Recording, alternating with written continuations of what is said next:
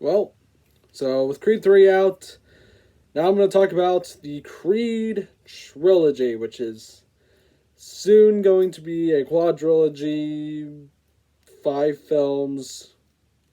Heck, they might even get up to like six Creed movies for all we know. But anyway, let's talk about these movies now. So if you're watching this video right after my Rocky review, you know I kind of was constantly saying how Rocky 5, Rocky Balboa had things that Creed just did way better. And that's because I feel like Creed did a way better job of Rocky as an old man trying to train this newcomer, and by doing that having it more focused on the newcomer than Rocky himself. And it's just really great. I love the story of Adonis trying to get out of his father's shadow, trying to make his own legacy for himself.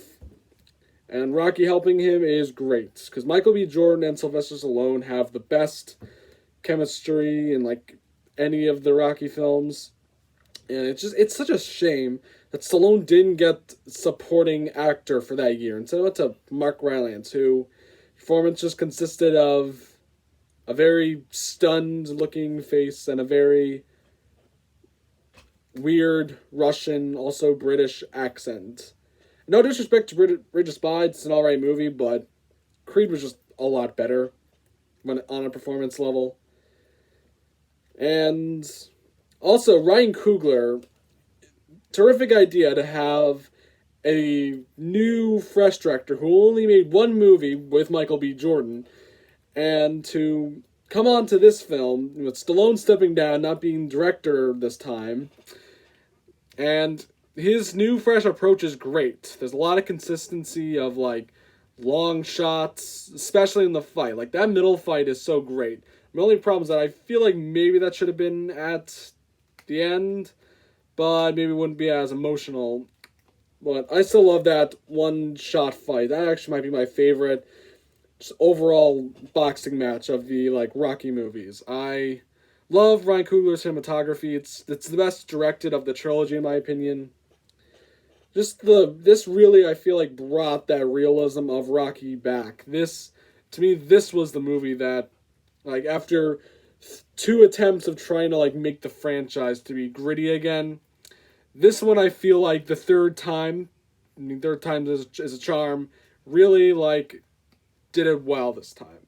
I love Creed, and I think it's also just one of the best examples of like a movie that kind of like retreads like the original film. Like this is kind of a retread of Rocky, but I feel like when it comes to something like the ending, unlike in Rocky where it's about doing your best to prove yourself, this one is more about doing your best to prove that you are more than what your father or like legacy was. That's what I really like about it.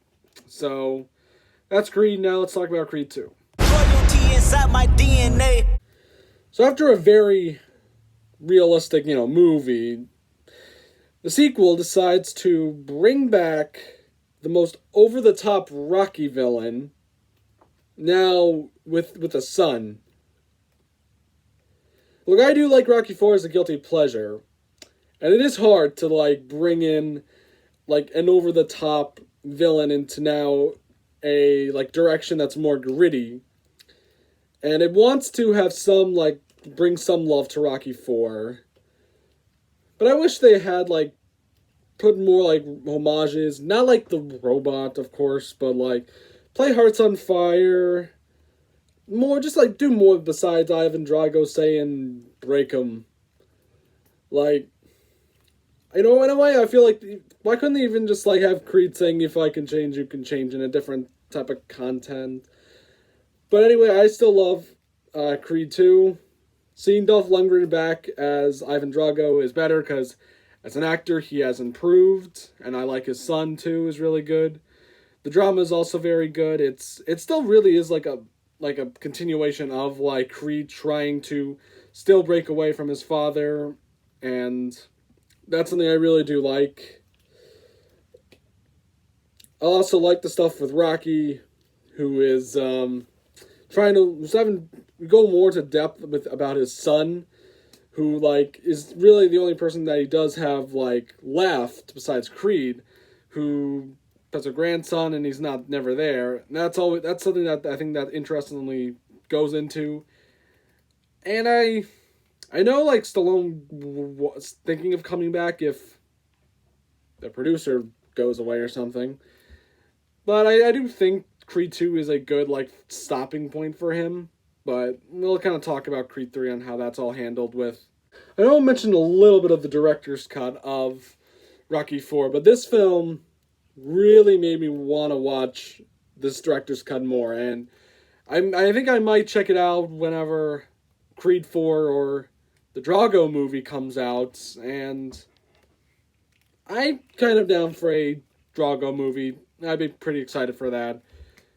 So yeah, but Creed 2 overall, I do like it. I don't think it could have been a conclusion to the Drago story, but I think I like more of them. I still love it. It's not as good as the first Creed. It doesn't have awesome, cinematography as that film. But the drama is still good, and Michael B. Jordan and Sylvester Stallone still have great chemistry together.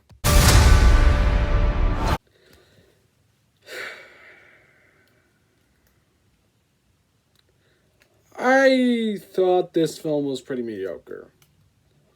Now, I'll have to explain the good stuff. I do like some of the boxing matches. They're really good. They're really not well detailed, and Michael B. Jordan definitely gives like a pretty cool spin on them. Jonathan Majors is really good as the villain. Love his acting. You really actually get the feeling that he was this guy that was locked up for 18 years. He's really good. And then everything else is just kind of bland, predictable, silly. Like, they actually kind of retread the thing with Rocky 5, but if they just didn't go way deep into it. Where the daughter wants to fight because she's getting picked on in her deaf school. And why they're fighting her, I don't know. Like in Rocky 5, but I guess Rocky 5 because they're bad kids. But this is, I don't know why these kids would be just. They tell them not to fight, and it's like, guys, watch Rocky 5. I don't know. I don't know. Rocky 5 just came into my head while I'm watching this movie, and I was thinking how much I would, honest to God, rather watch Rocky 5. Because Rocky 5 is not a boring movie, unlike this. And this might be my least favorite, Creed Rocky film, honest to God. It's a lot of things I just found predictable. Like, Creed's mom dies. Like, whatever. It's so, not handled well. Like, in Rocky 3, when you kind of, watch it, you definitely can see, there's it's not, I think they do a better job with, with Mickey's death, because, you can really, when you watch it again, you definitely notice that he's definitely having, heart problems, but it does feel really sad when he dies. But when Creed's mom dies, you just know what's coming. Because they're like, oh, we don't want you to have another stroke. Wow. It's like you're really making the audience think that she's gonna die. I don't think the last time a movie death actually surprised me. I get Jojo Rabbit or Endgame. Well, actually, not Endgame, because we all knew someone major was going to die. But yeah, I think as of right now, Jojo Rabbit was the last time a movie death actually, shocked me. And that's been a while since a death has shocked me. And yeah, I know I'm being very down on this film. There's some aspects I do like. I like Jonathan Majors, I like the fighting, and Michael B. Jordan is still good.